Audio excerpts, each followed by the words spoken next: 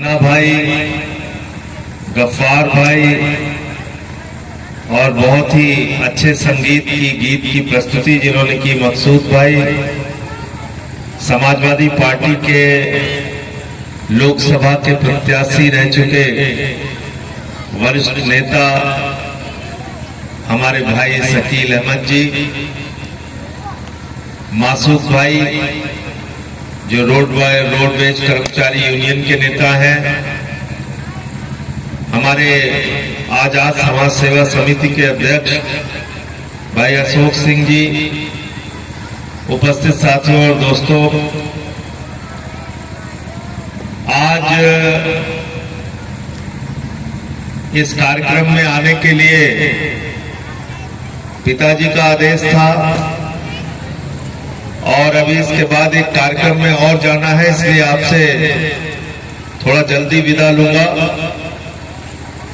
मैं क्षमा प्रार्थी हूं कि पूरे समय तक आपके कार्यक्रम में मैं नहीं रह पा रहा हूं, लेकिन मैं इन बच्चों के उज्जवल भविष्य के लिए और इनको जो आप एक कुम्हार की तरह तराशने का काम कर रहे हैं, इनके जीवन को बनाने का काम कर रहे हैं, इनको शिक्षा देने का काम कर रहे हैं, इसलिए आपको बहुत बहुत बधाई देना चाहता हूं और इन बच्चों के उज्जवल भविष्य की कामना करता हूं। ईश्वर प्रभु ऊपर वाला इनको ऐसा ज्ञान दे जिससे ये समाज की बेहतरी के लिए काम कर सके। अच्छा पढ़ लेना, बहुत मेहनत करके नौकरी पा जाना इतना ही काफी नहीं है मेरे हिसाब से। इसके साथ साथ जरूरी है अच्छा इंसान बनना, अच्छा इंसान बन के समाज के लिए अपना योगदान देना। वो क्या है, वो बहुत जरूरी है, उसकी समझ बहुत जरूरी है।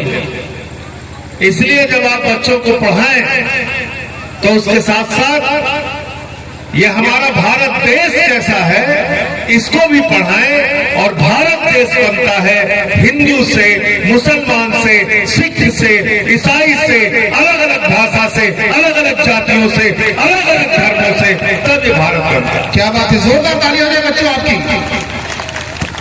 यहाँ मलयालम भाषा बोलने वाले लोग भी हैं, तमिल भाषा बोलने वाले लोग भी हैं, तेलुगु बोलने वाले लोग भी हैं, उड़िया बोलने वाले लोग भी हैं, बंगाली बोलने वाले लोग भी हैं, उर्दू बोलने वाले लोग भी हैं, हिंदी बोलने वाले लोग भी हैं, पंजाबी बोलने वाले लोग भी हैं। इतनी विविधता, तरह तरह की भाषा, तरह तरह की जातियां, तरह तरह के धर्म। इसलिए भारतवर्ष के बारे में कहा जाता है विविधता में एकता, भारत की विशेषता। पूरी दुनिया इस बात से हैरान रहती है कि हम लोग इतनी विविधता की एकता के साथ रहते हैं, मजबूती के साथ रहते हैं। ये एकता हमारी कायम रहनी चाहिए, इसी के लिए मैं भी लड़ रहा हूं और इसी के लिए बच्चों को भी आगे काम करना होगा और अपने अभिभावकों को, क्योंकि आज पूरे समाज को नफरत की आग में झोंका जा रहा है। क्यों नफरत की आग की बात ना कर सके? क्योंकि आप अपने स्वास्थ्य की बात ना कर सके, क्योंकि आज समाज में फैली हुई बुराइयों के बारे में आप बातचीत ना कर सके, इसलिए आपको नफरत की आग में झोंका जाता है। और देश के मुद्दों पे तो हमारा ध्यान रहता नहीं। अभी देश का बजट आया, 53-54 लाख करोड़ रुपए का बजट है, मेरे ख्याल से 57 लाख करोड़ रुपए का बजट आया। क्या आपको पता है शिक्षा पर कितना बजट आया? भारत की सरकार ने शिक्षा का बजट रखा है 2% और स्वास्थ्य का बजट कितना रखा है? 2%। तो 2% बजट में पूरे देश के लोगों को शिक्षा दी जाए, पूरे देश के लोगों को स्वास्थ्य की व्यवस्था दी जाए। ग्रामीण विकास का बजट है 3.5%, कृषि का बजट है 3%। आप बताइए कैसे हिंदुस्तान आगे जाएगा, कैसे देश आगे जाएगा?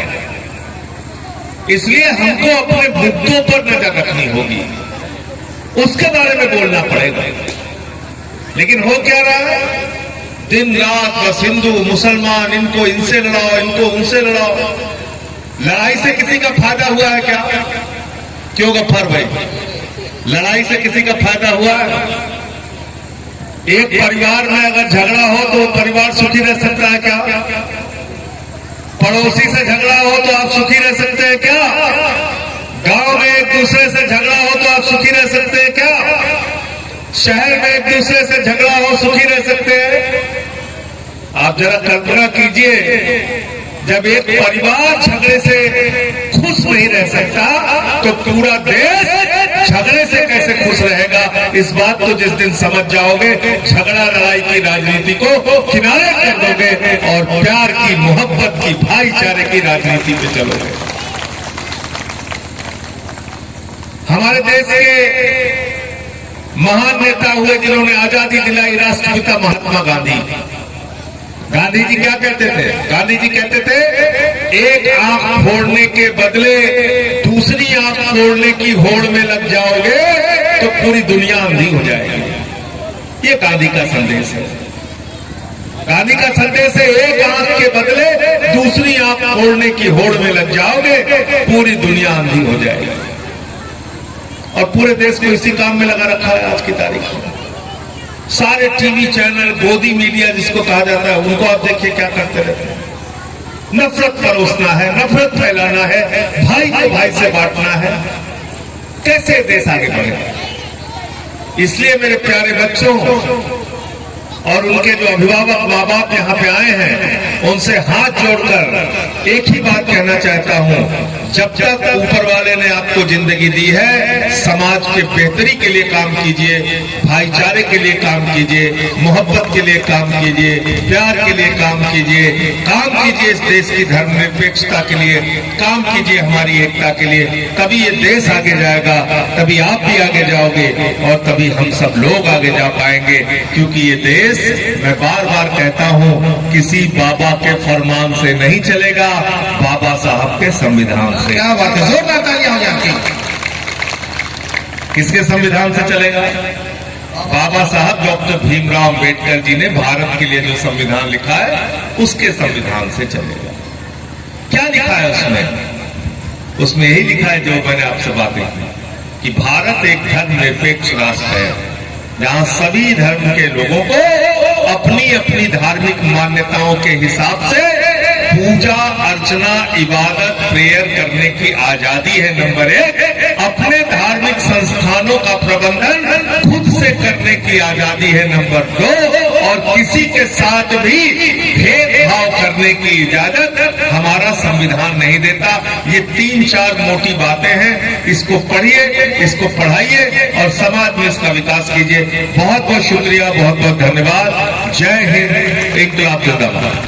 ट्रेड डील जो हुई है भारत और अमेरिका के बीच में, ये एक तरफा डील है और ये धमकी देके मोदी से डील कराई गई है। क्योंकि मोदी का नाम एप्स्टीन फाइल में आया, उनके मंत्री हरदीप पुरी का नाम एप्स्टीन फाइल में आया, तो इसलिए ये करोड़ों किसानों के हितों पर एक बड़ा कुठाराघात है, एक बड़ा हथौड़ा चलाने का काम मोदी जी की सरकार ने किया। जैसे एप्स्टीन फाइल में नाम आ रहा है तो उस पर क्या भारत का प्रभाव पड़ेगा? भारत का क्या होगा? सब कुछ घुटना टेकते जा रहे हैं भाई। अडानी को भ्रष्टाचार के मामले में अमेरिका में सम्मान मिला, एप्स्टीन फाइल में मोदी का नाम आया। इन दो घटनाओं के बाद ये ट्रेड डील हुई है। अब कह रहे 12 लाख करोड़ रुपए का सामान आप अमेरिका से हिंदुस्तान में खरीदेंगे हर साल। अब 12 लाख करोड़ का सामान खरीदेंगे तो कौन सा आत्मनिर्भर भारत बनेगा? कौन सा स्वदेशी आएगा? कौन सा ये देश नहीं झुकने दूंगा वाली जो बात है? किसानों के ऊपर क्या प्रभाव पड़ेगा? पूरा प्रभाव पड़ेगा भैया। फल आएगा, ज्वार आएगा, मक्का आएगा, सोयाबीन का तेल आएगा, कपास आएगा, धीरे धीरे आटा, दाल, चावल सब आएगा। इस पर महंगाई बढ़ेगी? 100% बढ़ेगी। अमेरिका के किसान के लिए कृषि उनका उद्योग है, भारत के किसान के लिए कृषि आजीविका का साधन है। यहाँ गेहूं बेच के बच्चे की फीस जमा करता है किसान, अनाज बेच के बेटी की शादी करता है। अमेरिका के किसान को 60 लाख रुपए सालाना सिर्फ और सिर्फ छूट मिलती है। आप कल्पना कीजिए सर, अगर आप- पंचायत चुनाव में क्या है पंचायत चुनाव को लेकर नहीं, वो टाइम से मतलब अगर बढ़ाएंगे भी तो उनका मकसद सिर्फ इतना है, वो घपला घोटाला कैसे करेंगे उसकी तैयारी कर रहे सर यूजीसी हैं। या सारे विषय को